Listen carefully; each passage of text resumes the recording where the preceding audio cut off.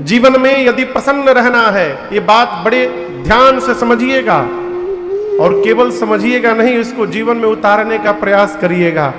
जीवन में यदि प्रसन्न रहना है तो ये ना देखिए कि हमको क्या क्या नहीं मिला है, हमेशा ये देखिए कि हमको भगवान ने क्या क्या दे दिया है, कभी दुख नहीं होगा। केवट भैया को भगवान ने भक्ति देकर विदा की। आगे बढ़े। दूसरे दिन श्री भरद्वाज जी के आश्रम में तीर्थराज प्रयाग में भगवान पहुंचे हैं। भरद्वाज जी ने भगवान का खूब स्वागत किया, पूजन किया, कंद मूल फल लाकर दिए, भगवान पा रहे हैं। भरद्वाज जी हाथ जोड़कर बोले, प्रभु हम आपसे कुछ कहना चाहते हैं। राम जी कहे, कहिए। भरद्वाज जी कहते हैं, श्री भरद्वाज जी ने कहा, प्रभु मुझे आपके श्री चरण में सहज प्रेम चाहिए। यहां सिद्धांत बड़ा अद्भुत देते हैं भरद्वाज जी। कहते, प्रभु कर्म बचन मन छाड़ी छल। कर्म से, कर्म यानी व्यवहार से, वचन यानी बोली से, मन यानी मन से, तीनों से जब तक छल नहीं छूटेगा।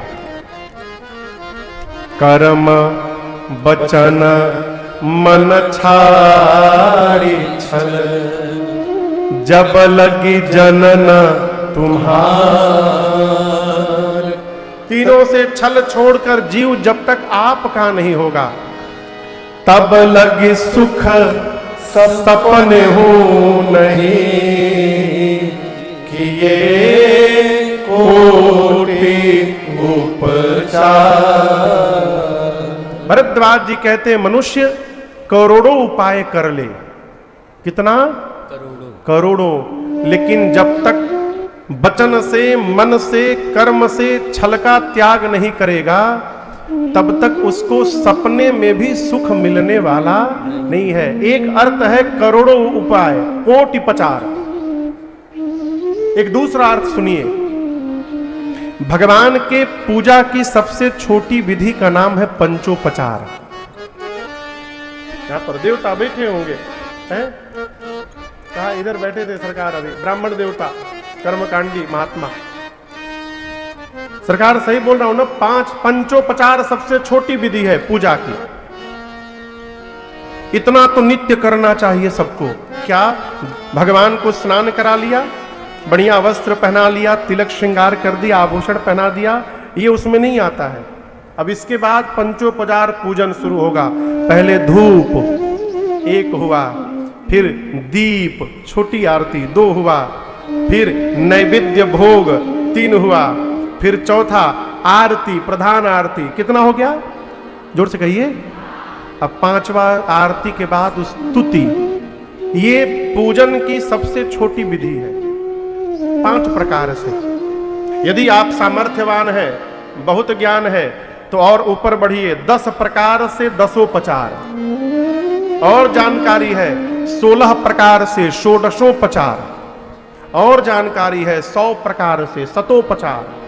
और जानकारी है 1000 प्रकार से सहस्त्रोपचार। इसी प्रकार बढ़ते बढ़ते कोटिपचार।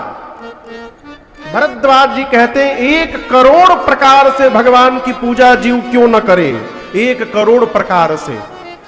लेकिन यदि कर्म से, वचन से और मन से छल नहीं समाप्त हुआ, तो पूजा करता रहे, उसको सपने में भी सुख मिलने वाला नहीं है।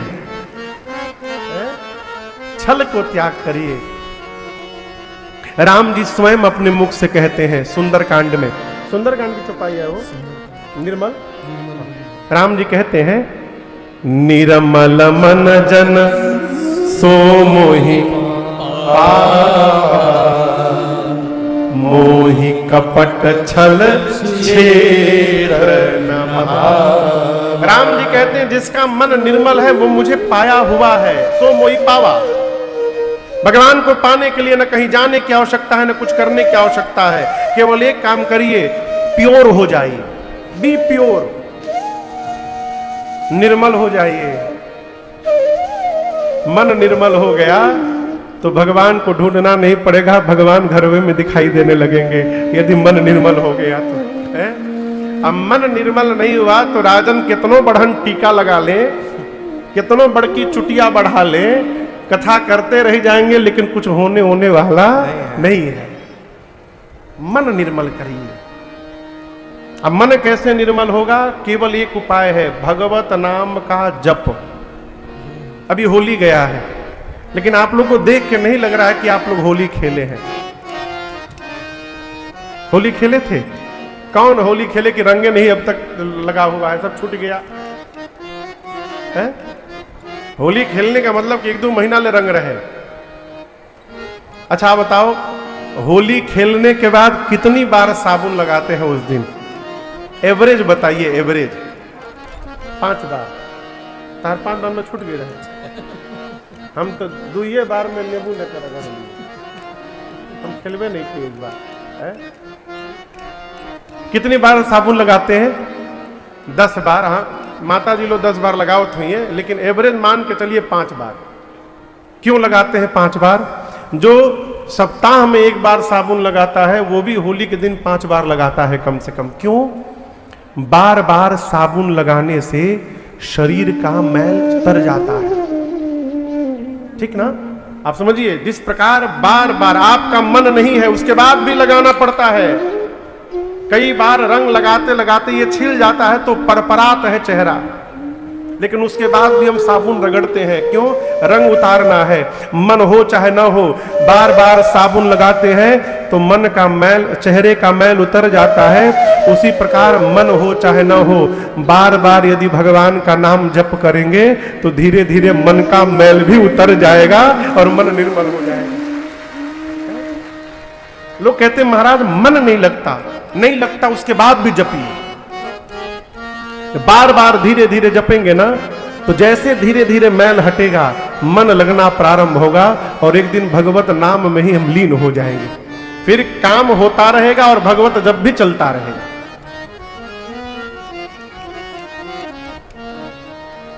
मन निर्मल कैसे होगा? पूज्य दास देवादास जी महाराज कहते थे, भगवत नाम का जप, भगवत नाम का स्मरण, यही हमारे मन को निर्मल करेगा। भरद्वाज जी ने जो मांगा भगवान ने उनको दिया। और आपको बताऊं, रात्रि में राम जी तीर्थराज प्रयाग में ही विश्राम करते हैं। प्रातः काल हुआ, भगवान भरद्वाज जी से कहते हैं, नाथ कहिया हम के ही मग जा। क्या पूछा राम जी ने कि हे भरद्वाज जी, हम किस रास्ते पर जाएं? अच्छा, अब यहां मैं यदि आपसे पूछें, आप जितने लोग बैठे हैं, हम आपसे यदि पूछें कि हम किस रास्ते पर जाएं, तो आप हमको क्या बताएंगे? बताइए।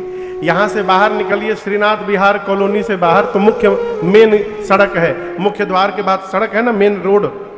यदि हम वहां खड़े होकर आपसे पूछे कि बताइए हम किधर जाएं, दाएं जाएं कि बाएं जाएं, आप क्या बोलिएगा हमको? नहीं, ये तो हम पूछ रहे हैं ना, आप क्या बताइएगा? बोलिए, पूछ रहा हूं। यदि हम पूछे कि हम किधर जाएं, दाएं कि बाएं, आप क्या उत्तर दीजिएगा? आप कुछ नहीं दीजिएगा। क्यों? आपको पता ही नहीं कि हमको कहां जाना है। भाई आपको पता हो ना कि जय जय जय जय बैठे। यदि हम आपसे कहें कि हमको कानपुर जाना है तो आप कहेंगे बाएं जाइए। यदि हम आपसे कहें कि हमको कलिंजर जाना है तो आप कहेंगे दाएं जाइए। चाहे महोबा जाना है तो आप कहेंगे दाएं जाइए। जब आपको पता ही नहीं कि हमको कहां जाना है तो आप क्या कहिएगा? राम जी पूछे, कहिए मुनिवर हम किस रास्ते पर जाएं? भरद्वाज जी फंस गए। कहे क्या? मुस्कुरा कर बोले, प्रभु आपके लिए तो सारे रास्ते सुगम हैं, आप जिस रास्ते पर चलेंगे दिव्य होगा। अब यहां एक बड़ी अद्भुत बात, साथ में राम जी के निषाद राजगुह हैं। निषाद राजगुह ने कहा था, राम जी हमको साथ में ले चलिए, हमारा पूरा मार्ग देखा हुआ है, आप जहां तक कहिएगा हम लेकर के चलेंगे। और यहां निषाद राजगुह के सामने ही राम जी भरद्वाज जी से रास्ता पूछ रहे हैं यदि आप किसी को रास्ता बताने के लिए साथ में चलें और वो आपके सामने ही गाड़ी रोककर दूसरे से रास्ता पूछे, आपको क्या लगेगा? लगता है इनको मेरे पर विश्वास नहीं है। निषाद राजगुरु बोले, प्रभु हम तो मार्ग बताने के लिए है ही। राम जी बोले, मित्र मैं आपके बताए मार्ग पर नहीं चलने वाला हूं। भरद्वाज जी परमार्थ पथ के पथिक है और मैं परमार्थ का स्वरूप हूं, तो मैं परमार्थ के मार्ग पर चलूंगा, जहां भरद्वाज जी बताएंगे उधर जाऊंगा। लेकिन आप चिंता न करिए निषाद जी, आप प्रेम मार्ग के पथिक हैं। मेरे घर में प्रेम मार्ग में चलने वाले एक मेरे भैया हैं भरत। मैं जानता हूं मेरे जाने के बाद भरत अवश्य आएंगे। जब भरत आए तो आप उनका मार्गदर्शन करते हुए उनको मुझ तक पहुंचाइएगा, ये आपका दायित्व है। राम जी ने मार्ग पूछा तो भरद्वाज जी ने अपने 50 शिष्यों को बुलाया। कितने शिष्यों को? 50। जोर से कहिए, 50। और सब कह रहे हैं कि रास्ता हम देखें, हमारा देखा हुआ रास्ता, जाना कहां है किसी को नहीं मालूम। लेकिन सब कह रहे हैं कि हम जानते हैं। जाने वाले कितने लोग हैं? जाने वाले कितने लोग हैं? केहू 3 कहते हैं, केहू 4, केहू 5। उठा दीजिए, कोनो ना कोनो तो लहिए जाएगा। जाने वाले 4 लोग हैं, राम जी, लक्ष्मण जी, सीता मैया और चौथे निषाद राजगुरु। जाने वाले 4 लोग, रास्ता बताने वाले 50 लोग। ये समस्या आज की नहीं है, तब की है। आप कहीं भर दीजिए कि कपारे में दर्द है, इतना लोग दवाई बता देंगे आपको। उन 50, अब आपको बताऊं, कोई 50 सामान्य शिष्य नहीं थे। वेद कितने हैं? वेद 4। हर वेद के एक उपवेद है, तो 4 4 कितने हो गए? 8। पुराण कितने हैं? 18। 8 और 18 कितना हुआ? 26। मोबाइल में ना जोड़िए। 8 और 18 26। हर पुराण के एक उप पुराण, 18 उप पुराण कितने हो गए? 26 18 44। और 6 शास्त्र कितने हो गए? यही 50 शरीर धारण करके आए थे। यही 50 शरीर धारण करके वहां आए थे। सब कह रहे थे हम रास्ता जानते हैं ना। उन 50 शिष्यों में जो 4 वेद स्वरूप शिष्य थे, उन चारों को भरद्वाज जी ने आगे बुलाया और कहा कि आप चारों राम जी का मार्गदर्शन करेंगे। राम जी प्रणाम करके चले और चलते चलते यमुना मैया के तट पर राम जी पहुंचे हैं। आइए एक बार भाव श्रद्धा से बोलिए यमुना मैया की जय। यमुना मैया के तट पर भगवान पहुंचे। वहां से भरद्वाज जी के चारों शिष्यों को राम जी ने विदा कर दिया। यहां पर एक तपस्वी के आने का प्रसंग है। गोस्वामी जी कहते हैं, तेही अवसर एक तापस आवा, तेज पुंज लघु बैस सुहावा, कवि अलखित गति बेश विरागी, मन क्रम वचन राम अनुरागी। एक तपस्वी आए, नाम नहीं लिखा गोस्वामी जी ने कि वो तपस्वी कौन थे। कोई कहता है कि तीर्थराज प्रयाग आ गए थे वापस, कोई कहता है कि राम जी का स्वागत करने चित्रकूट आ गए थे, कोई कहता है श्री हनुमान जी महाराज आ गए थे। लेकिन आपको बताऊं, हमारे पूज्यपाद गुरुदेव भगवान कहते हैं, बाबू राम जी कहां पहुंचे हैं? यमुना जी के किनारे। जब आप प्रयाग से चित्रकूट जाएंगे और यमुना जी के किनारे पहुंचेंगे, वहीं राम जी पहुंचे हैं। गोस्वामी जी सोचे, गोस्वामी तुलसीदास जी, कि इसी जमुना जी के किनारे तो हमारा गांव है राजापुर आगे। गोस्वामी जी सोचे, भगवान हमारे गांव के इतने लगे आ गए हैं, इतने पास आ गए हैं, क्या मैं भगवान को प्रणाम नहीं करूंगा? तो यहां तपस्वी के रूप में और कोई नहीं, स्वयं पूज्यपाद गोस्वामी तुलसीदास जी महाराज भाव रूप से भगवान को दंडवत करने के लिए पहुंच गए हैं और जाकर भगवान को प्रणाम करते हैं। आशीर्वाद लेकर गोस्वामी जी विदा किए। अब यहां से राम लक्ष्मण सीता जी चलना प्रारंभ करते हैं। मार्ग के लोग देखकर सिहाते हैं, कुछ लोग आकर कहते हैं कि आप लोग कहां से आए हैं, आपके माता पिता को आप पर दया नहीं आई घर से बाहर निकालने में है? अरे जो स्वरूप आंख में बिठा के रखना चाहिए उनको वन में भेज दिया, कैसे जिंदा होंगे वहां के लोग? लोग राम जी से पूछते हैं बार बार। मार्ग के लोग कहते हैं हमको भी साथ में ले लीजिए, हम चलेंगे, जहां तक कहिएगा आपके लिए चलेंगे। राम जी किसी को साथ में लिए नहीं, सबको विदा करते गए। चलते चलते भगवान श्री वाल्मीकि ऋषि के आश्रम में पहुंचे। किनके आश्रम में? देखत बन सर शैल सुहाए, वाल्मीकि आश्रम प्रभु आए। जैसे भगवान वाल्मीकि ऋषि के आश्रम में पहुंचे, आश्रम देखकर राम जी प्रसन्न हुए। वाल्मीकि ऋषि को सूचना मिली कि राम जी आए हैं। कुटिया से वाल्मीकि ऋषि मुनियों के साथ बाहर निकले हैं, और जैसे राम जी ने वाल्मीकि ऋषि को देखा, गोस्वामी जी कहते राम जी जहां थे वहीं से दौड़ पड़े।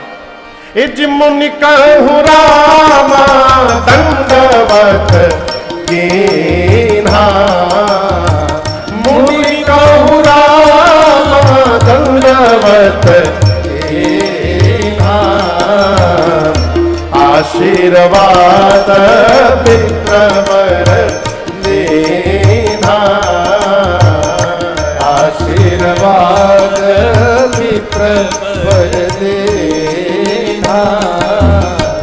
देखी राम छवि नयन जुड़ाने, देखी राम छवि नयन जुड़ाने, और करि सन्मान आश्रम नियाने, सन्मान आश्रम आने, करि सन्मान आश्रम आने। राम जी ने वाल्मीकि ऋषि को देखा तो राम जी दौड़कर दंडवत किए वाल्मीकि ऋषि को। राम जी क्या किए? क्या किए? दंडवत। दंडवत बुझा था का? दंडवत महाराज, ऐसे ही ना? ऐसे नहीं। आजकल लोग खूब प्रणाम करत है, देख के हंसी आती है, न जाने का छू के प्रणाम कर दें।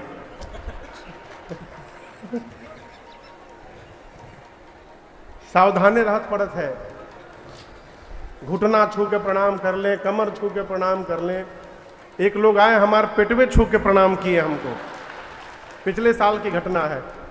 हमने कहा हो पेटवे आशीर्वाद दिखा है। एक बात याद रखिएगा, आशीर्वाद दिया नहीं जाता है, आशीर्वाद लिया जाता है। हम जिस भाव से दंडवत करते हैं उसी भाव से हमको आशीर्वाद भी प्राप्त होता है। राम जी ने वाल्मीकि ऋषि को दंडवत किया है। मुनि कहूं राम दंडवत कीन्हा। अब आप बताइए राम जी जीव हैं कि भगवान? ये बतिया राम जी नहीं जानते हैं? कहिए, राम जी जानते हैं कि हम भगवान हैं। क्या वाल्मीकि ऋषि नहीं जानते कि राम जी भगवान है? तब वाल्मीकि ऋषि ने काहे प्रणाम करने दिया? ये बड़ा अद्भुत प्रसंग है। राम जी मनुष्य रूप में लीला करने आए हैं। राम जी जानते हैं कि वाल्मीकि ऋषि जानते हैं मैं भगवान हूं। ये प्रसंग कहता है सामने वाला आपके बारे में क्या सोच रहा है, ये सामने वाले को सोचने दीजिए। आप अपने विषय में क्या सोचते हैं इसका ध्यान रखना चाहिए। संसार वाले तो भगवान बनाइए देंगे, भगवान भगवान भगवान आ गए, उनको भगवान मानने दीजिए। आप न मान लीजिए कि आप भगवान हैं।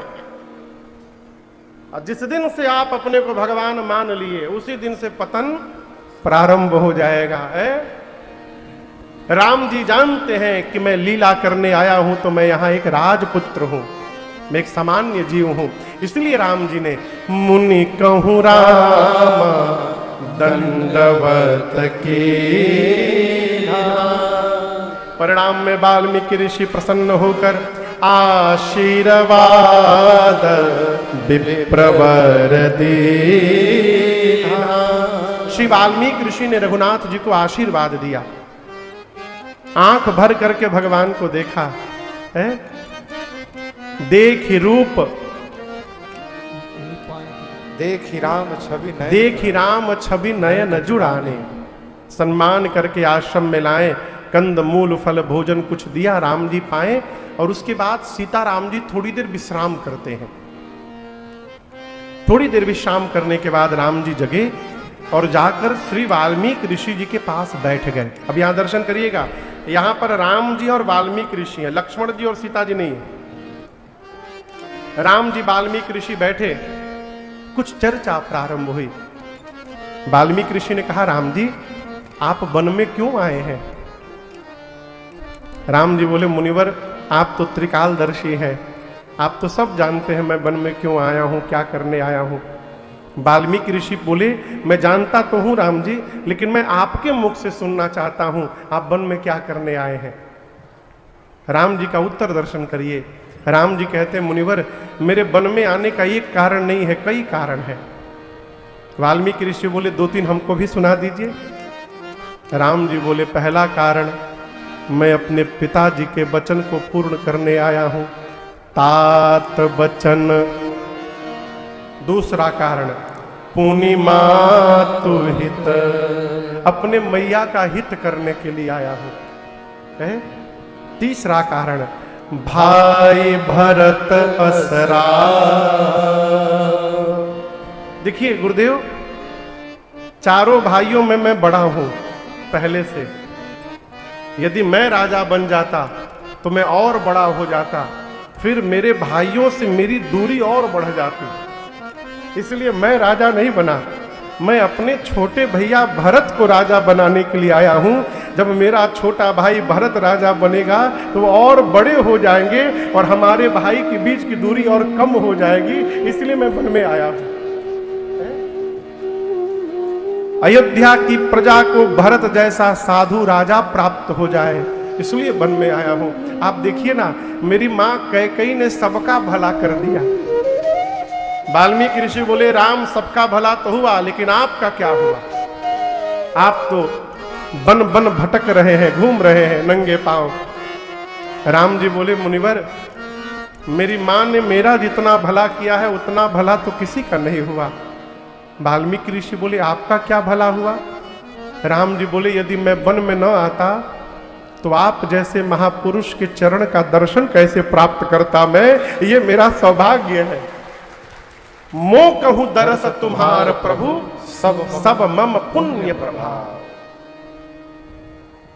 अभी थोड़ी देर पहले मैं कह रहा था, क्या छूट रहा है इसका ध्यान न दिया जाए, क्या बच रहा है इसका ध्यान दिया जाए। अभी मैं दोपहर में किसी से कह रहा था कि दो मित्र थे। एक मित्र के घर में आग लग गई। आग समझते हैं ना? आग लग गई, सब कुछ जल गया, पूरा घर जलकर राख हो गया।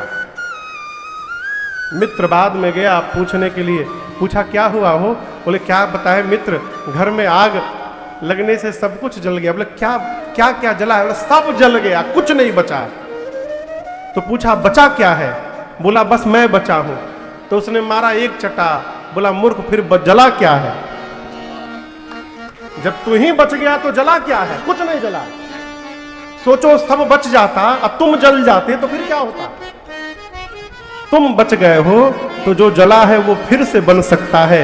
ये सकारात्मक दृष्टि है। जीवन में ये न देखिए कि क्या जल गया, ये देखिए क्या बच गया है। आप जहां भी रहेंगे आनंद में रहेंगे। राम जी कहते हैं, आप जैसे महापुरुषों का दर्शन प्राप्त हो गया, सब मम पुण्य प्रभाव, ये मेरा पुण्य है। वाल्मीकि जी, अब मैं आपसे पूछने आया हूं कि मैं कहां रहूं। क्या राम जी पूछे? मैं कहां रहूं? आगे की बात और अद्भुत है। कहते हैं, ऐसा स्थान बताइएगा जहां मेरे रहने मात्र से किसी मुनि को कष्ट न हो। राम जी ऐसा क्यों बोले? राम जी को लगा कि मैं यदि रहने के लिए स्थान पूछूं और वाल्मीकि ऋषि अपने किसी शिष्य की, चेले की झोपड़ी खाली करवा दे कि चलो आप अपनी कुटिया खाली करिए, आप उनके साथ रहेंगे, इस कुटिया में अब राम जी रहेंगे, तो गुरु जी के कहने पर शिष्य कुटिया तो खाली कर देगा, लेकिन मन मन बुदबुदाएगा, कहां से आ गए, हमारे घर लेकर बैठ गए हैं। राम जी कहना चाहते हैं, मेरे रहने से किसी मुनि को इतना भी कष्ट न होने पावे, ऐसा स्थान बताइएगा। ये भगत का पहला लक्षण है। यदि आप भक्त हैं तो इस बात का सदैव ध्यान रखना चाहिए कि हमारे किसी भी व्यवहार से अगल बगल किसी को कष्ट न होने पावे। आप समझ रहे मेरी बात को? जो आदमी घर में अकेले पूजा करत है ना, वो पूरा घरवा के पानी पी पी के गरियावत है। हम सत्य बता रहे हैं। वो जाकर कहता है बाहर कि महाराज लंका में रहता हूं, लंका में सब हमारे घर वाले राक्षस, कौनो भजन नहीं करत है, हम इकलौता भजन करता है वहां के। ये भक्ति नहीं है। हमारे किसी व्यवहार से किसी को कष्ट हो रहा है, वो व्यवहार बंद करिए। भगवान नहीं कहते कि जोर जोर से घंटा पिटा जाएगा तभी हम प्रसन्न होंगे। कई लोग 3 बजे घंटा बजाव लागत है। अरे हो सकता है बगलवा में कोई बीमार होगा, हो सकता है कोई 1 घंटा पहले सोया होगा, बाप घंटा पीटने लगे, हम तो पूजा करेंगे। ये कहां लिखा है कि घंटा पीट के ही पूजा होगा? व्यवहार करिए तो ध्यान रखिए अगल बगल हमारे व्यवहार से किसी को कष्ट ना हो। कई लोग इतना मीठा बोल देते हैं ना कि फिर हाथ से लाठी चलाने की आवश्यकता नहीं, उनकी बोलिए काफी है। और ऊपर से कहते क्या है, महाराज देखिए हम तो सत्य बोलते हैं, असत्य हमेशा कड़वा होता है। ये सत्य बोलने वाला टेंडर आप ही को मिला है का है? हमारे पूज्य महाराज जी एक पद गाते हैं,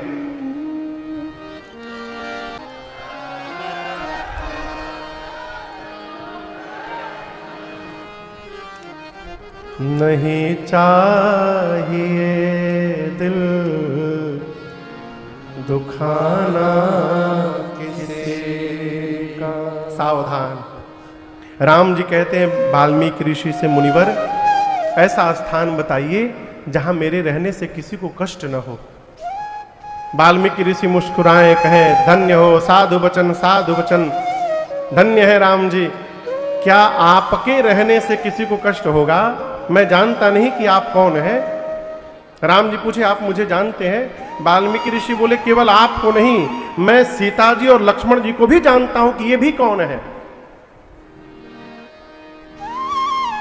राम जी पूछे, हम लोग कौन हैं? वाल्मीकि ऋषि कहते हैं, क्या कहते हैं? ये छंद का दर्शन करिए। कहते, प्रभु श्रुति से तु पालक राम तुम जगदीश माया जानकी, श्रुति से तु पालक राम तुम जगदीश माया जानकी, जो सृजति जग पालती हरति, दुख पाई कृपा निधान की, जो सृजति जग पालती हरति, दुख पाई कृपा निधान की, जो सहस शीस अहि समहि धरु, लखन सचराचर धनी, जो सहस शीस अहि समहि धरु, लखन सचराचर धनी, सुर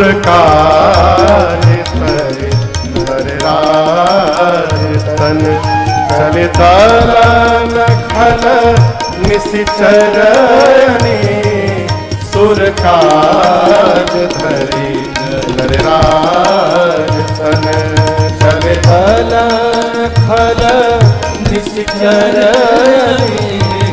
सुर काज धरी नरराज तन सुर काज धरी नरराज तन सुर काज धरी नरराज तन। वाल्मीकि ऋषि क्या बोले? राम जी, आप जगदीश हैं। श्रुति सेतु, श्रुति यानी वेद की मर्यादा के आप पालक हैं। राम तुम जगदीश, आप जगदीश हैं। और ये जो बगल में खड़ी है सीता जी, ये आपकी माया है, माया जानकी। और एक बात बताएं, ये जो सीता जी है ना, यही आपके आंख के इशारे को देख करके सृष्टि को जन्म देती है, उसका पालन करती हैं और अंत में विलय करती हैं। ये सीता जी ही हैं। आपके जो भाई साहब हैं, ये 1000 सिर वाले शेष नारायण हैं, जिन्होंने पृथ्वी का संरक्षण किया है। आप तीनों मनुष्य का रूप धारण करके यहां धरती पर अवतार लेकर लीला कर रहे हैं, दानवों का दमन करने के लिए। राम जी, मैं आप सबको ठीक से जानता हूं। राम जी बोले, आप तो सब जानते हैं। वाल्मीकि जी बोले, यही तो बात है प्रभु, मैं क्या हूं? ब्रह्मा विष्णु महेश भी आपको नहीं जान सकते। तेऊ न जाने मर्म तुम्हारा। लक्ष्मण जी बोले राम जी से, भैया एक बात बताइए, 2 दिन पहले वो केवट जी मिले थे, वो कह रहे थे मैं आपका मर्म जान गया। आज ये बाबा जी मिले हैं, ये कह रहे कि मैं आपको जान गया। हम जन्म से आपके साथ लगे, हम अब तक कुछ नहीं जान पाए। ये चल क्या रहा है? जो मिल रहा है वही जान रहा है आपको, हम कुछ नहीं जान रहे। राम जी बोले 12 लक्ष्मण जी से कि आप इन्हीं से पूछिए ये कैसे जान गए। लक्ष्मण जी ने पूछा, आप क्या किए कि आप जान गए? वाल्मीकि ऋषि बोले, लक्ष्मण भैया, राम जी को जाना नहीं जा सकता है। क्या बोले? क्या बोले?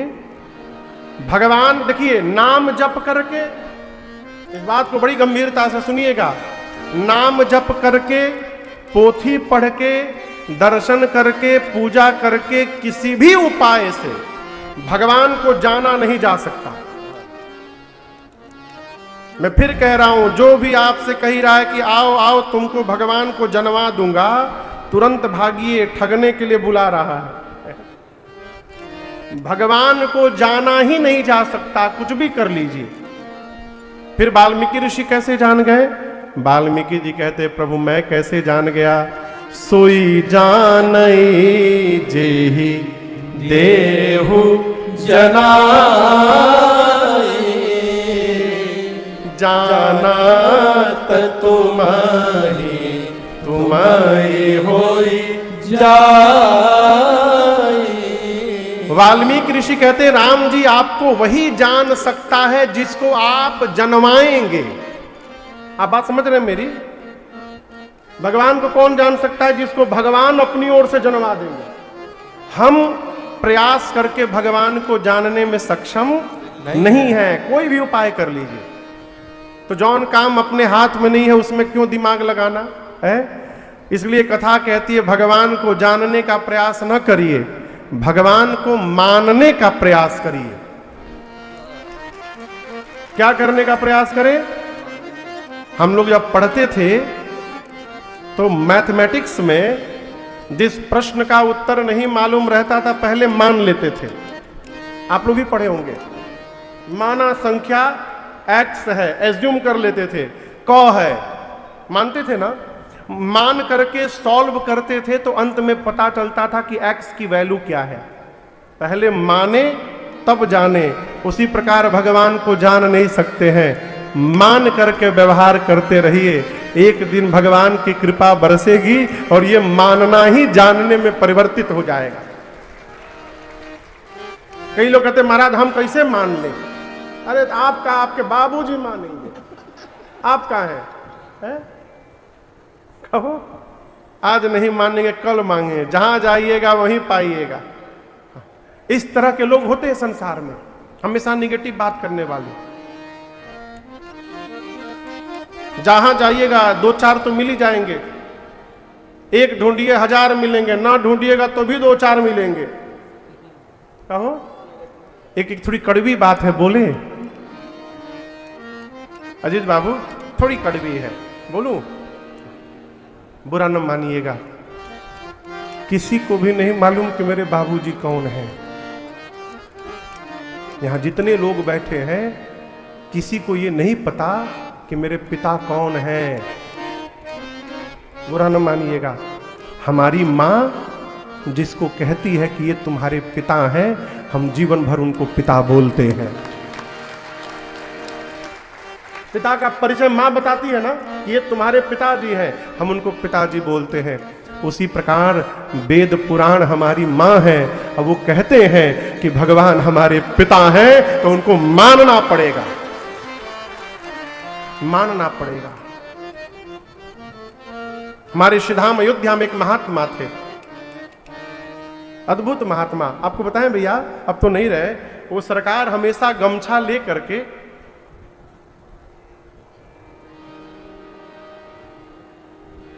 आप दर्शन किए हैं बम बम बाबा के गुरु जी, छोटी छावनी वाली गद्दी उन्हीं को दी जा रही थी, भाग गए, नहीं दूंगा, गोपालदास जी हमेशा गमछा से चेहरा ढक करके ठाकुर जी के सामने बैठे रहते थे। किसी ने पूछा कि आप ये भगवान के सामने चेहरे पर गमछा लगाकर क्यों बैठते हैं? रोने लगे, बोले मैंने ऐसा कोई कर्म नहीं किया है कि मैं भगवान को अपना मुंह दिखा सकूं, मैं मारे शर्म के मुंह ढक करके बैठा रहता हूं। घर से भाग आए थे वो, उनके पिताजी को पता चला कि हमारा लड़का अयोध्या में साधु बन गया है। आए अयोध्या, बाबूजी उनका पता लगाते लगाते हाथ पकड़ के लेके जाने लगे, कहां फंसे हो, चलो मैं तुम्हारा बाप हूं। महात्मा जी बोले, पिताजी आप आज हैं, कल नहीं रहेंगे। आप जब नहीं थे तब भी वो मेरे पिता थे, आज भी वो मेरे पिता हैं, और जब आप नहीं रहेंगे तब भी वो मेरे पिता रहेंगे। आपसे मेरा संबंध छूटने वाला है और उनसे मेरा संबंध कभी छूटने वाला नहीं है, इसलिए मैं अब वापस आने वाला नहीं हूं। अयोध्या में रह गए हैं। भगवान को मानिए कि हमारे सर्वस्व है, मान लेंगे ना तो आभास होने लगेगा। वाल्मीकि ऋषि कहते हैं, राम जी आपको वही जान सकता है जिसको आप जानने देंगे। आपने पूछा कि मैं कहाँ रहूं, पूछे हूं मोहि की रहूं कहाँ, मैं पूछत सकुचा, जह न हो तह देहु कहे, तुम ही देखा। आप मुझसे पूछ रहे हैं कि मैं कहाँ रहूं, मैं आपसे पूछ रहा हूं राम जी, आप कहाँ नहीं हैं? भगवान कहाँ है हो? कहिए। भगवान सब जगह है। एक पद सुनाता हूं, नामदेव जी की कथा सुनाई थी ना आपको, नामदेव जी की। भारत के संत हुए, रोटी बना रहे थे, रोटी बना के रखे थे सरकार, कुत्ता आया, रोटी मुंह में लेके भाग गया। नामदेव जी डंडा लेके नहीं दौड़े, घी का कटोरा लेके दौड़ गए। कहे प्रभु आज आप कुत्ते के रूप में भोग लगाने आए हैं, रूखी रोटी ना खाइएगा प्रभु, घी लगा दे रहा हूं उसके बाद भोग लगाइएगा। दौड़ गए। भगवान सर्वत्र है कण कण में झांकी भगवान की,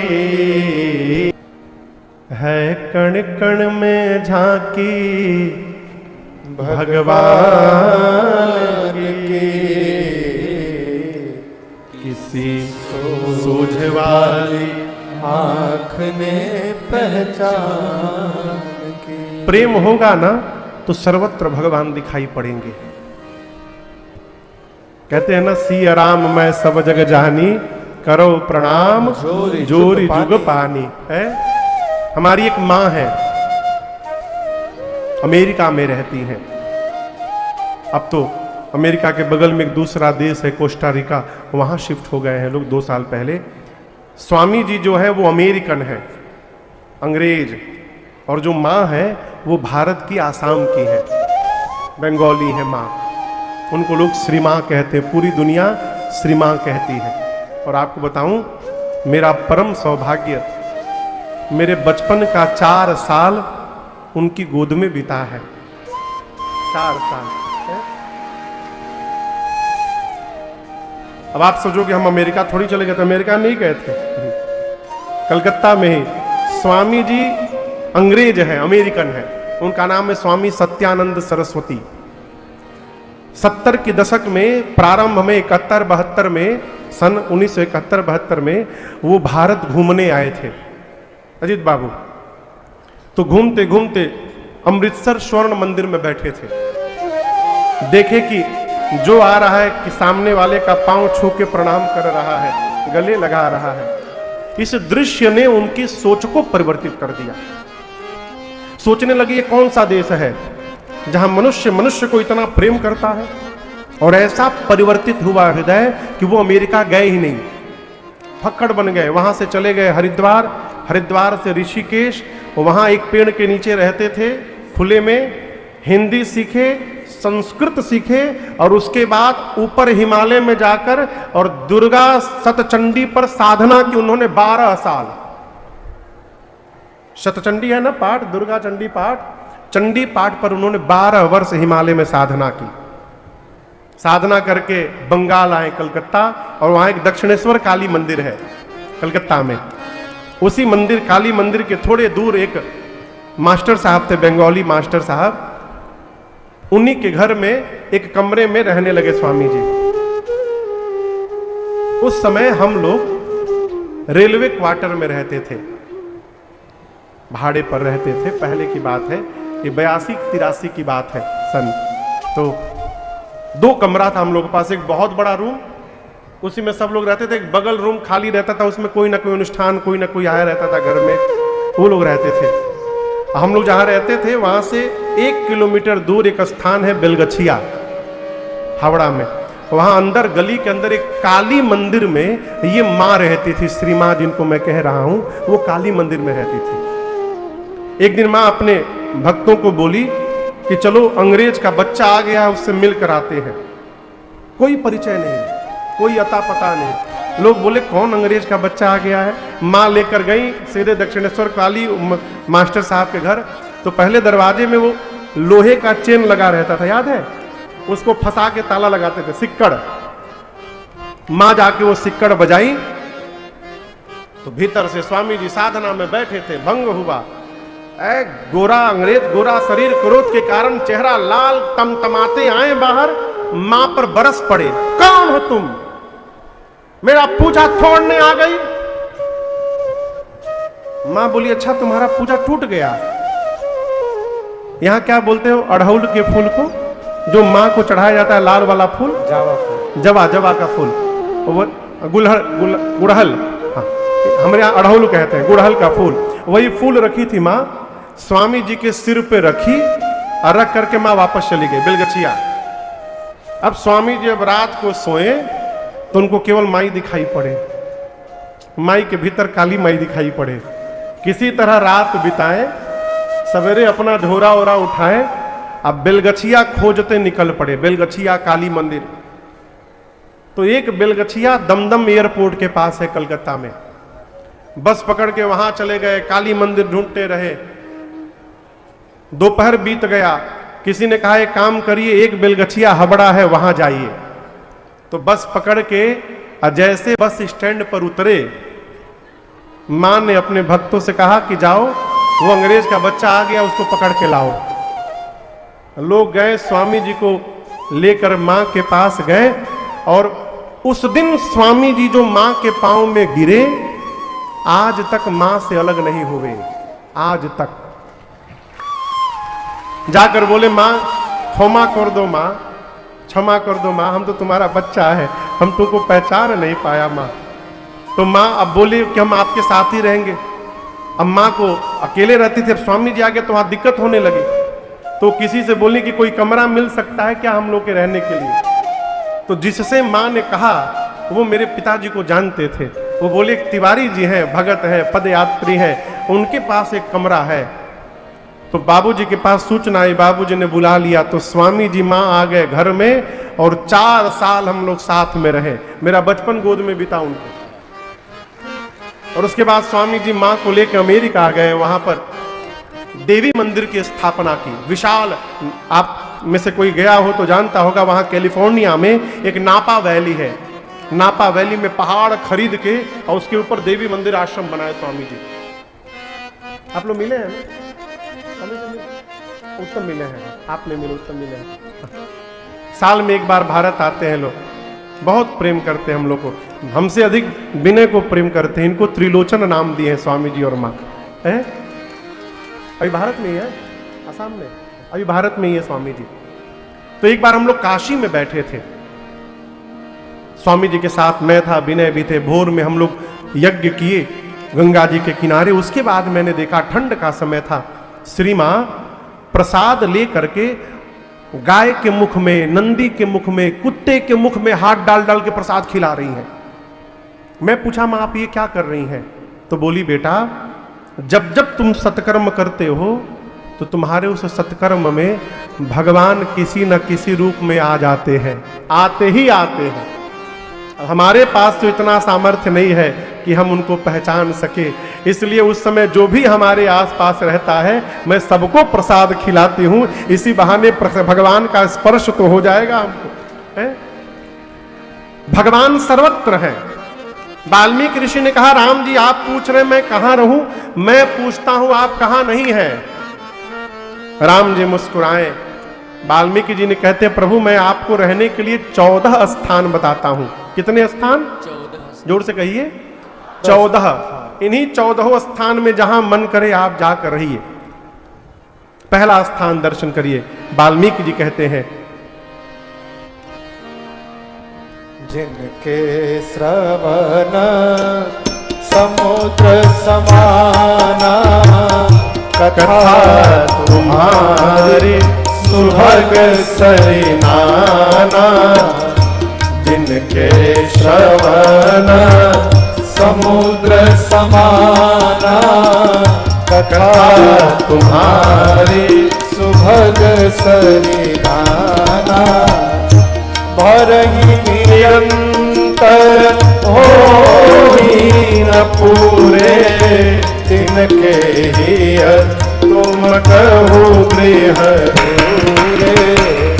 भरही निरंतर होई न पूरे, तिनके ही तुम कहो गृह दूरे। वाल्मीकि जी राम जी के रहने के लिए पहला घर बता रहे हैं। कहते प्रभु जिसके कान का स्वभाव समुद्र जैसा हो जाए। किसके जैसा? समुद्र जैसा। आप में से समुद्र कौन कौन देखा है? टीवीओ का मान लीजिए, टीवीओ में कितने लोग देखे? सब देखे होंगे। अच्छा आप बताओ, समुद्र नदी में जाते हैं कि नदी समुद्र में आती है? नदियां जाती हैं कहां? समुद्र में। क्या समुद्र ने नदी को इनविटेशन दिया था कि आओ आओ हमारी लगे? नहीं, नदी दिन रात दौड़कर समुद्र में जाकर मिलती रहती हैं, लेकिन आज तक कभी समुद्र भरे नहीं हैं। वाल्मीकि ऋषि कहते प्रभु जिस प्रकार नदियों के आने से कभी समुद्र नहीं भरते, उसी प्रकार आपकी कथा सुनते सुनते जिसका कभी कान नहीं भरे, मन नहीं भरे, आप उसके हृदय में जाकर रहिए। आपके लिए पहला घर है प्रभु। आप में से जिसका मन कभी कथा से भरता ना हो, तृप्त ना होता हो, है? हमसे कल आज सुबह कोई कह रहा था, महाराज जी कथा सुन के मन तृप्त हो गया। हम कुछ बोले नहीं, हम चुप रहे।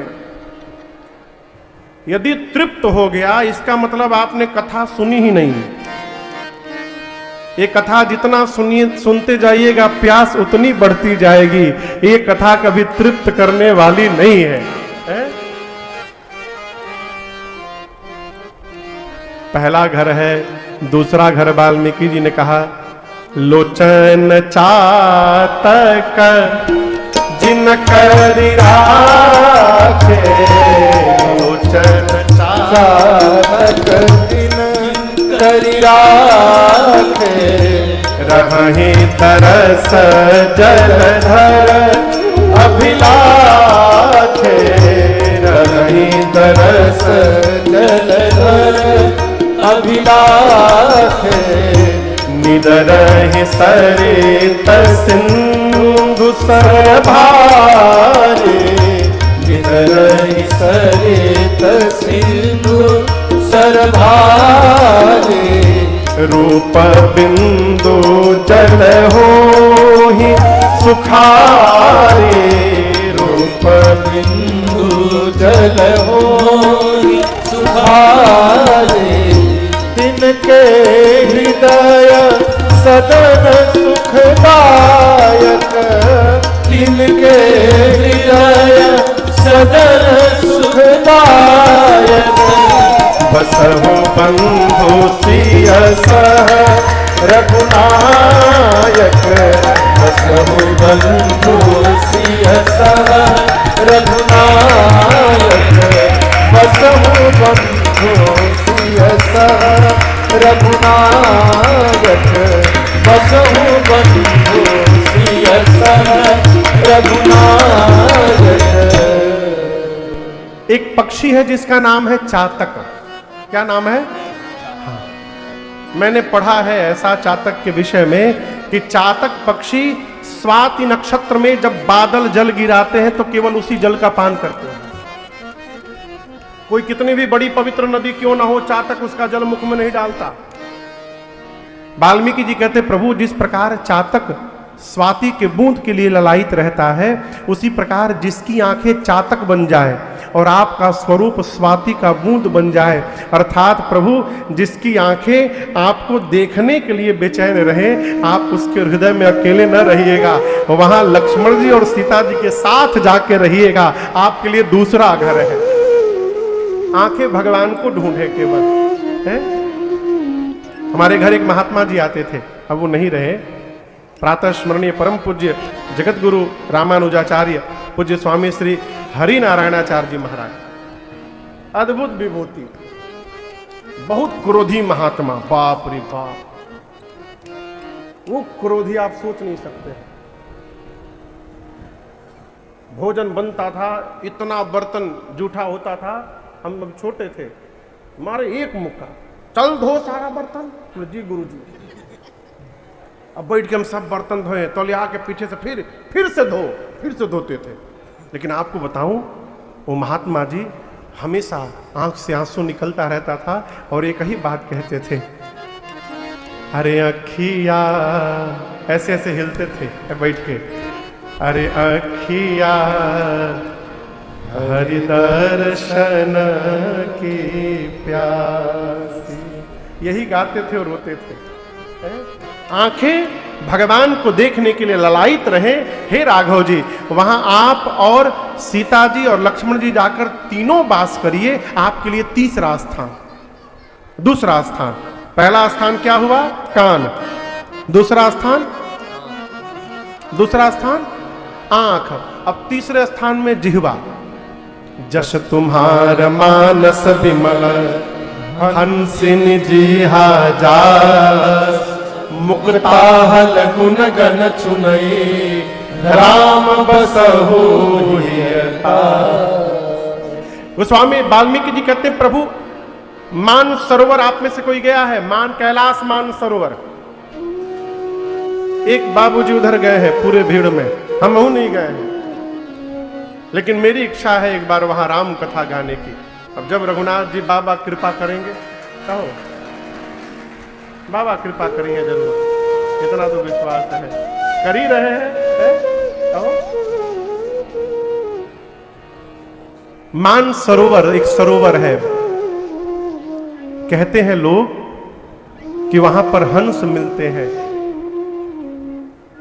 लेकिन जिस सरोवर पर आप बैठे हैं ये मान सरोवर नहीं है, ये मानस सरोवर है। यदि वहां हंस मिलते हैं तो यहां संत मिलते हैं। वहां लोग नहाने जाते हैं, यहां भी आप लोग नहाने ही आए हैं। पिछले 7 दिनों से डुबकी लग रही है इस राम कथा गंगा में। अंतर दर्शन करिए, वहां नहाने पर शरीर का मैल जाता है, यहां नहाने पर मन का मैल जा रहा है। ये सरोवर में नहाने पर कहते मान सरोवर में हंस मोती चुगते हैं। वाल्मीकि ऋषि कहते हैं राम जी आपके यश रूपी सरोवर में जिस भक्त की जिह्वा हंसनी बनकर आपके नाम रूपी मोती का चयन करे, गुण रूपी मोती का चयन करे, आप उसके हृदय में जाकर बैठ जाइए, आपके लिए तीसरा घर। और इसको सरल करके कहूं तो जो मनुष्य भगवान के नाम का जप करता है अथवा भगवान का गुणगान करता रहता है, उसके हृदय